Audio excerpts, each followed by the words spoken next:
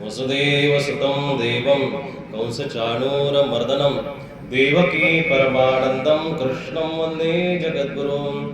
सर्वोपनिषदो गावो दुग्धा गोपालनन्दना पार्थो वत्स सुधीर्भोक्ता दुग्धं गीतामृतं महत्। एकं शास्त्रं देवकी पुत्रगीत मेको देवो देवकी पुत्रयो एको मंत्रस्तस्य नामानि यानि कर्माप्येकं तस्य देवस्य सेवा। श्री दत्त मंदिर उद्घाटन तथा लोकार्पण सोहळा या निमित्ताने या ठिकाणी होत असलेले ध्वजारोहण, कलशारोहण, सभामंडप उद्घाटन, मंदिर उद्घाटन, श्रीमूर्ती स्थापना, धर्मसभा, पंचावतार उपार, महाआरती आणि महाप्रसाद अनेकविध कार्यक्रमांचं या ठिकाणी सुंदर असं सुचारू रूपाने केलेलं नियोजन आणि या नियोजनासाठी झटणारे आपण सर्वजण आदरणीय आणि इतरही नकळतपणे या गोवर्धनाला उचलणाऱ्या, गोवर्धनाला हातभार लावणारे, काठा लावणारे सगळेच उपस्थित असलेले संत, माझ्यावरती ज्यांची विशेष करून मेहरबानी आहे, विशेष करून ज्यांचं छत्र आहे, असे सर्वच आदरणीय संत श्रेष्ठ तपस्विनी वर्ग. बऱ्याचशा लोकांचा गैरसमज आहे पुजारी हा एक समाज आहे, पुजारी ही एक जमात आहे, जात आहे. माझ्या वाक्यामध्ये पुजारी हा एक जगण्याची कला आहे. पुजारी ही जात नसून, पुजारी हा समाज नसून, पुजारी ही जगण्याची एक परंपरा आहे. हिंदू जशी संस्कृती आहे, दुसरी एखादी पाश्चात्य संस्कृती असेल, अरबी संस्कृती असेल, मुस्लिम संस्कृती असेल, एखादी ख्रिश्चन संस्कृती असेल, हिंदू संप्रदायामध्ये, हिंदू संस्कृतीमध्ये पुजारी ही एक जगण्याची कला आहे, पद्धती आहे, जगण्याची रीत आहे, परंपरा आहे. आणि ही परंपरा महानुभावांच्या खांद्याला खांदा लावून तपस्विनींच्या, तपस्व्यांच्या, भिक्षुकांच्या, संतांच्या, महंतांच्या खांद्याला खांदा लावून जर कोणी असेल तर आमचा पुजारी वर्ग आहे. एकेकाळी महानुभाव संत विरक्त अवस्थेमध्ये भ्रमण करत असताना बऱ्याच वेळा जमिनीमध्ये जे सोनं सापडतं ना, हे पूर्वीचं कोणाचं तरी हरवलेलं आहे. ते लुप्त होतं, ते सापडत नव्हतं, म्हणून त्या लोकांनी सोडून दिलं. मला वाटतं चाकोरीमध्ये न बसणारी माणसं थोडीशी बाहेर गेली, पण त्यांनी सुद्धा या धर्मासाठी खूप मोठं त्याग आणि रक्षण केलेलं आहे. ही बाब या ठिकाणी गौरवाची आणि अभिमानाची आहे. आज ही जी ठिकाणं निर्माण झाली, पुजारी परंपरेनं, पुजारी लोकांनी स्थानाचं रक्षण जरूर केलं असेल,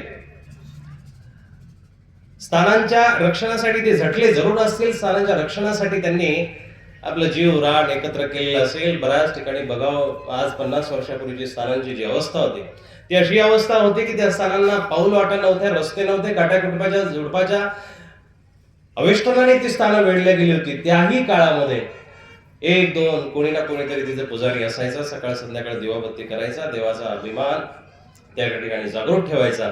आणि मग येणाऱ्या भाविकांसाठी ते स्थान हळूहळू खुलं होत गेलं, प्रगती होत गेली, काँक्रीटचे रस्ते झाले, मोठी मोठी मंदिरं झाली. पण ह्या गोष्टी जर नीट लक्षात घेतल्या एका विशिष्ट शताब्दीमध्ये, तसं सर्वज्ञ श्री चक्रधर प्रभूंपासून जर इतिहास जर बघितला तर लक्षात येईल, हिंदू संस्कृतीवरती, संप्रदायावरती बऱ्याच वेळा अत्याचार झाले, अतिक्रमण झाली. आणि ती अतिक्रमण आता 18व्या शतकापर्यंत चालू होती. आणि त्या काळामध्ये बऱ्याचशा हिंदू संप्रदायाच्या, महानुभावांच्या महास्थानावरती हल्ले झाले, महास्थानावरती बऱ्याच वेळा अतिक्रमण झालं. पण त्याही परिस्थितीमध्ये या लोकांनी पंथाच्या एका तपश्चर्येतून, पंथाच्या समर्पणातून त्या स्थानांना जिवंत ठेवलं. आणि ते जिवंत ठेवल्याबरोबरच नवीनही ठिकाणांची, तीर्थांची निर्मिती केली. ही पण एक अभिमानाची गोष्ट. मंदिराचं खऱ्या अर्थानं महत्व तुम्हाला लक्षात घेणं गरजेचं आहे. आज या मंदिराला तुम्ही सर्वजण साक्षी आहात. या मंदिराचं उद्घाटन होत आहे. हे उद्घाटन दादा सूक्ष्मार्थाने जर बघितलं तर तुमच्या लक्षात येईल, हे मंदिराचं उद्घाटन नाही, हे वस्तूचं उद्घाटन नाही, हे मूर्तीचं उद्घाटन नाहीये, तुमच्या भक्तीचा प्रारंभ आहे. आजपासून तुम्हाला या मंदिरामध्ये येऊन, तुम्हाला या मंदिराजवळ बसून, तुम्हाला या मंदिराच्या प्रांगणामध्ये येऊन तुमच्या भक्तीचं उद्घाटन करायची सुरुवात करावी लागणार आहे. तुमची लोकलेली भक्ती, तुमची थांबलेली भक्ती, तुमच्या भक्तीवरती पडलेली माती सावरून साफ करून ते जळजळीत चमकणाऱ्या भक्तीचं लेणं तुम्हाला या परमात्म्याला अर्पण करण्यासाठी आजच्या या मंदिराची सुरुवात आहे. हे देवाचं मंदिराचं उद्घाटन नाही. वास्तू कुठेही बांधल्या जातील दादा, वास्तू बांधणं सोपं आहे, त्या वास्तूतला जिवंतपणा टिकवणं अवघड आहे. मूर्ती ही पाषाणाची असते साहेब, मूर्ती पाषाणाची असते, दगड आहे, सर्वसामान्य दगड आहे. त्या मूर्तीनं घडायला घेतलं म्हणून तो मूर्ती झाला, दगडच होता. एक पायरीचा दगड जर बघितला आणि एक मूर्तीचा दगड बघितला, जात वेगळी नाहीये त्यांची, थोडासा रंगरूपामध्ये फरक असेल, जात एकच आहे. पण एका जातीनं स्वीकारलं की आम्हाला वरती जायचंय, एका जातीनं स्वीकारलं की आम्हाला पडून राहायचंय.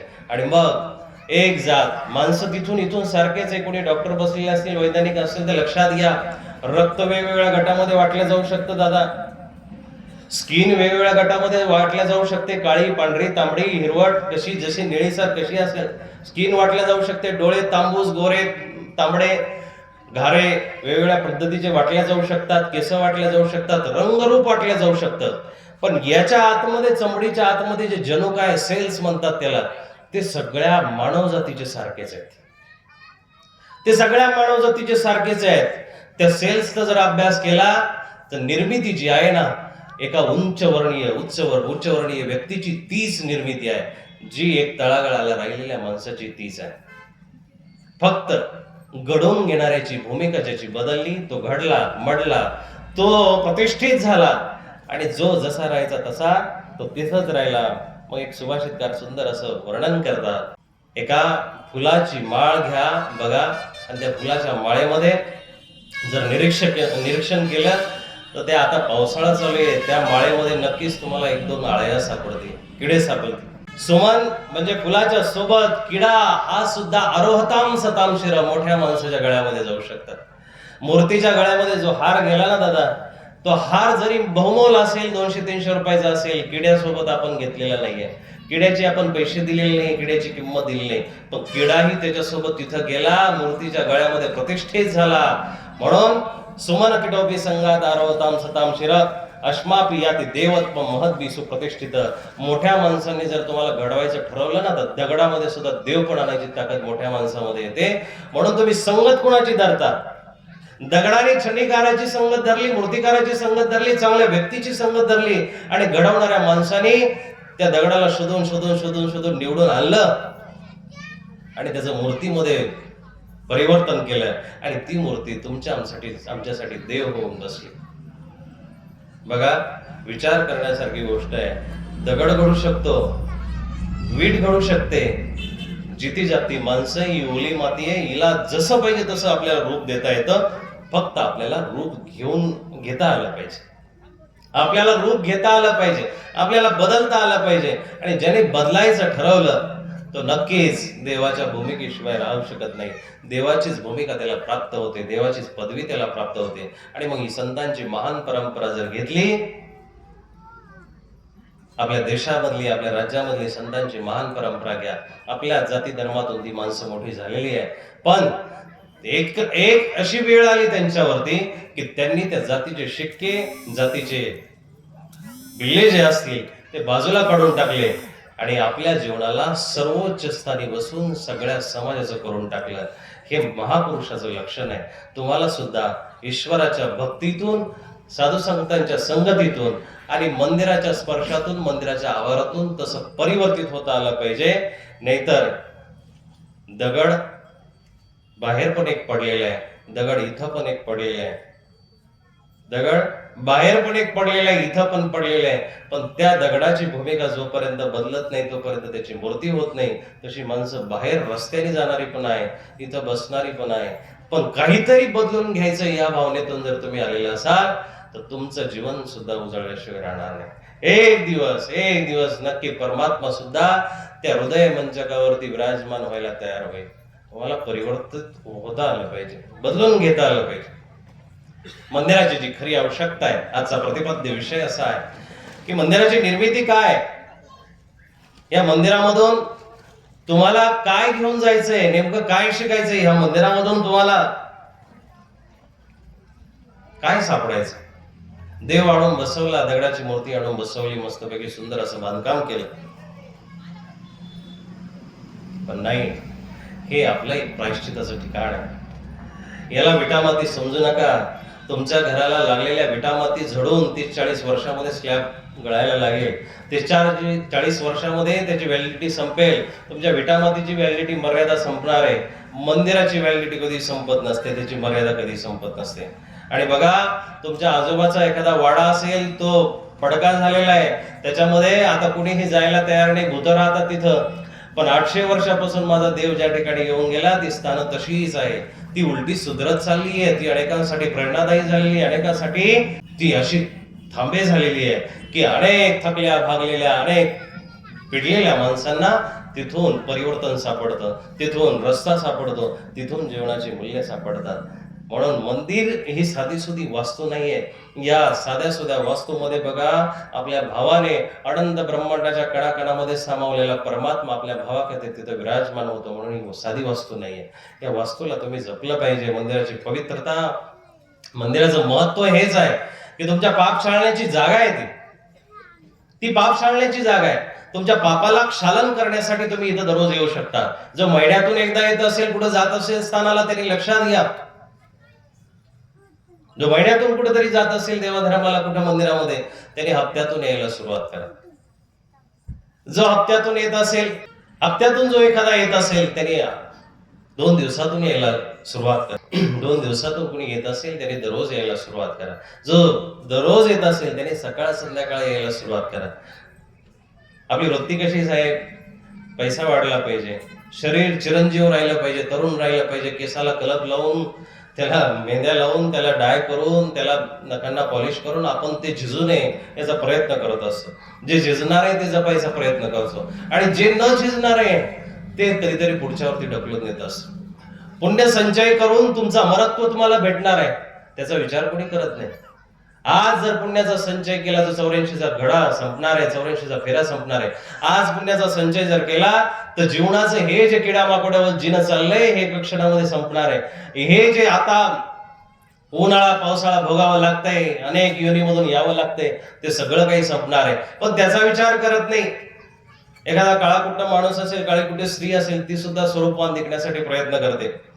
आजकाल ब्युटी पार्लरवाल्यांचे धंदे याच्याकरताच वाढलेले आहे की तुम्ही त्यांचं नवं कस्टमर म्हणून त्यांच्या समोर जाता आणि त्यांना दाखवता की आमचं सौंदर्य सुंदरता नाहीये, आमच्या सौंदर्यामध्ये आणखी भर घाला. आणि विडंबना समाजाची इतकी विचित्र आहे की घरामध्ये नवरा बायको राहत असतील, ती बाई कशीही राहते, तिला काही ते केसाचं भान नसतं, चेहऱ्याचं भान नसतं, साडीचं भान नसतं. बाहेर जायला निघाले की नटून थटून जातात. एक प्रश्न मला पडलेला आहे बऱ्याच दिवसात. तुम्ही तर लग्न नवऱ्याशी केलेलं आहे, घरामध्ये एक बाप आपला आहे ज्याच्या नावाचं कुंकू आहे, टिकली आहे, मंगळसूत्र आहे, त्याच्यासाठी तुम्ही कधी घरामध्ये सजत नाही, दिवसभर अपडेटेड राहत नाही, बाहेर कोणासाठी सजून जाता? उलट वागणं आहे की नाही आपलं? म्हणजे आपल्याला प्रदर्शन आवडत आहे. आणि भक्तीच्याही प्रदर्शनामध्ये आमचा आत्ताच विषय झाला की मिरवणुकीमध्ये पूर्वीच्या काळी मस्तपैकी देवाचे सनई चौघड्याचा वाजवून अभिनंदन केलं जायचं, स्वागत केलं जायचं. लोक गाणे म्हणायचे, फुगडी खेळायचे, दोर ते काय असेल खेळायचं ते खेळायचे, गोप खेळायचे, वेगवेगळ्या पद्धतीचे त्याच्यामध्ये लेझिम असायचं, पथक असायचे, ढोल ताशे असायचे, आणि ईश्वराचं स्वागत केलं जायचं. त्या मिरवणुकीचं स्वरूप आता विडंबित होत चाललं. आयोजकांची याच्यामध्ये चूक नाही, चूक आपली आहे. आपण डिमांड तशी करत चाललोय. आपल्याला डीजे हवा आहे, त्या डीजे वरती बेडप गाणे हवे, त्या गाण्यांसोबत आपल्याला एखादी गवळण हवी आहे, त्या गाण्यांसोबत, त्या गवळणीसोबत एखादा त्याच्यासोबत डीजेचा आवाज हवा आहे, त्याच्याही सोबत मध्येच एखादं पिक्चरचं गाणं झालं पाहिजे, त्याच्याही सोबत मधलंच करंट जे चालू आहे, सध्या लेटेस्ट जे आलेले ते चालू आहे, आणि त्याच्यासोबत आपल्याला ठुमका धरावा लागतो. नृत्य आणि नाच याच्यामध्ये फरक आहे. भक्तीला कसं विडंबित करत आहात तुम्ही हे लक्षात घेणं गरजेचं आहे. नृत्य आणि नाचणं याच्यामध्ये फरक आहे. नाच काम त्यालाच म्हणतात की ज्या नाच कामाने परमात्मा रिजवेल, आणि नृत्य नाचणं याला म्हणतात की जे समाजासाठी एंटरटेनमेंट असणार. तुम्हाला रिजवायचं कुणाला याच्यावरती तुमच्या नाचण्याचे ठुमके असणार आहे. परमात्म्याला जर रिजवायचं असेल तर मेरेसारखं नाचावं लागेल. आणि जर जगाला रिजवायचं असेल तर आत्ता भरपूर नाव आहेत, ते नावं मी या स्टेजवरून घेणार नाही. जगाला रिझवायसाठी तुमचे ठुमके कसेही वाकडे तिकडे गेले, जग तुमच्यावरती फिदा होईल, परमात्मा तुमच्यावरती रुष्ट होईल. पण ईश्वराला जर तुम्हाला बोलवायचं असेल ना, मग पग घुंगरू बांध मीरा नाची रे. आणि त्या नाचण्याला प्रभावित होऊन परमात्मा गोपाल कृष्ण तिच्या समोर उभा राहतो आणि म्हणतो, मिरे, अरे एक सुद्धा ठुमका तुझा राजस होत नाही, एक सुद्धा ठुमका तुझा तामस होत नाही. इतकी तू कशी मला प्यायली, इतकी तू कशी मला बसते, इतकी तू कशी माझी प्रिय आहेस. त्यावेळेस मेरे जे उद्गार आहे, मीरेचे त्यावेळेचे उद्गार असे आहेत, मीरा के प्रभू गिरधर नागर दुजा न कोई होय. माझा एकमेव सखा तू आहेस, पती तू आहेस, जीवाचा सहोदर तू आहेस, माता तू आहेस, पिता तू आहेस, माझं सर्वस्व तू आहे. मग सर्वस्व तू असल्यानंतर तुझा भाव, तुझी भक्ती, तुझी असलेली चाहत, तुझी असलेली आवड माझ्या अंतःकरणात काय उतरणार नाही. आणि मग त्यावेळेस माझं नाचणं नाचकाम राहणार नाही, तमाशा राहणार नाही, माझं नाचणं नृत्य होऊन जाईल. त्या पद्धतीने आपल्याला देवाची भक्ती करायला जमलं पाहिजे ना, जमलं पाहिजे की नाही. विडंबित समाज आपण तयार करत आहोत. पूर्वीच्या काळी स्त्रियांवरती सगळं आधारित होतं. ज्या घरातली स्त्री सुंदर आहे, सुंदर म्हणजे रूपाने नाही, सुंदर ही विचाराने असावी. कुठलाही पुरुष आणि कुठलीही स्त्री विचाराने सुंदर असली पाहिजे. याचं उदाहरण मी तुम्हाला सांगतो. भाग्य आणि विचार माणसाला कुठं नेऊन बसवत असतात. भारताची उच्चतम जी नागरिक आहे, राष्ट्रपती द्रौपदी मुर्मू, बघा एकदा त्या स्त्रीचा फोटो बघा आणि सांगा सौंदर्य कुठे आहे. कुठल्या अंगामध्ये सौंदर्य, नाकामध्ये, कानामध्ये, डोळ्यामध्ये, चेहऱ्यामध्ये, चमडीमध्ये, कशामध्ये सौंदर्य. पण सुंदरता इतकी त्याच्याही पुढे गेलेली आहे, विचारांची सुंदरता इतकी त्याच्या पुढे गेलेली आहे की आज देशाची प्रथम नागरिक आहे. ही सुंदरता तुम्हाला घडवत असते. ही सुंदरता तुमच्या परिवारामध्ये, तुमच्या कुटुंबामध्ये तुम्हाला जपता आली पाहिजे. स्त्री हा मातृशक्ती जी आहे ना, ती सगळ्या धर्मांचा पाया आहे. म्हणून आमचे सर्वज्ञ एवढ्या परिभ्रमण काळामध्ये आपल्या आईला विसरत नाही. नकळतपणे चरित्र वाचा, चरित्राची पानं जर उलगडली तर तुमच्या लक्षात येईल, देवाला ज्या ज्या ठिकाणी प्रसंग पडला, ज्या ज्या ठिकाणी काहीतरी दुर्धर गोष्ट घडली, ज्या ज्या ठिकाणी देव पेचात पडला, दुष्काळात पडला, त्या ठिकाणी देवाचा एक शब्द आहे की मी जर चक्रधर स्वामी जर खोटा बोलेल, चक्रधर स्वामी जर चुकीचं बोलेल, तर मला मालूबाईची आण आहे, मला आईची शपथ आहे.